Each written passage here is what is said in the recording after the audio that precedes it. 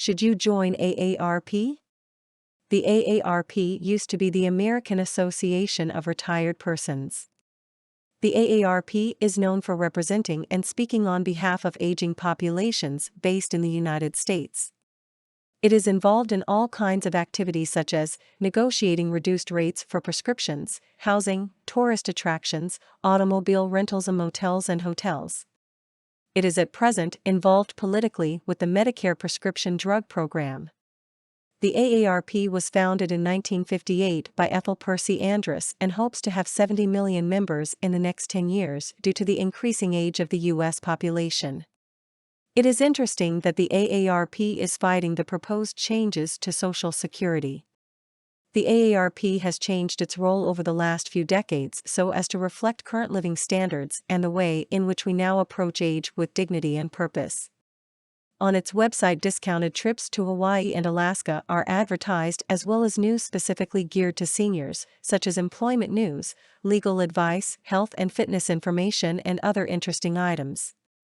At present, some of the hot-button items the AARP is working with are prescription drugs. Prescription drugs over the last 5 years have increased much more rapidly in costs than the rate of inflation and as such are a heavy burden on seniors.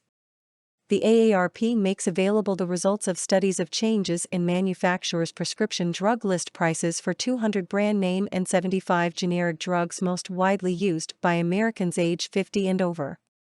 Social Security. President Bush seems to think that there will not be enough money in the future to pay for Social Security benefits for seniors at today's level. His private accounts plan would allow workers to invest up to 1/3 of their payroll contributions in the stock market. Based on stock market results for the time President Bush has been in office, this would have resulted in a loss for the average senior taking inflation into account. And the indexing plan that Bush embraced at his April 28 press conference would preserve the present defined benefit approach only for low-wage workers, those currently earning less than about $20,000. For everyone else, 70% of workers, the system would be flipped upside down, so that the more you earn and pay in, the more your benefits are cut. Consumer alerts. Last year Americans spent more than $20 billion on anti-aging products, of which a sizable amount was for so-called snake oil products such as human growth hormone pills, which sold for $80 per bottle per month and promised to cure anything that ails you. The U.S. Food and Drug Administration doesn't regulate over-the-counter products, so it is buyer beware. For more content like this, please visit learnforfree.biz. Content produced and distributed by AllSuperInfo. All rights reserved.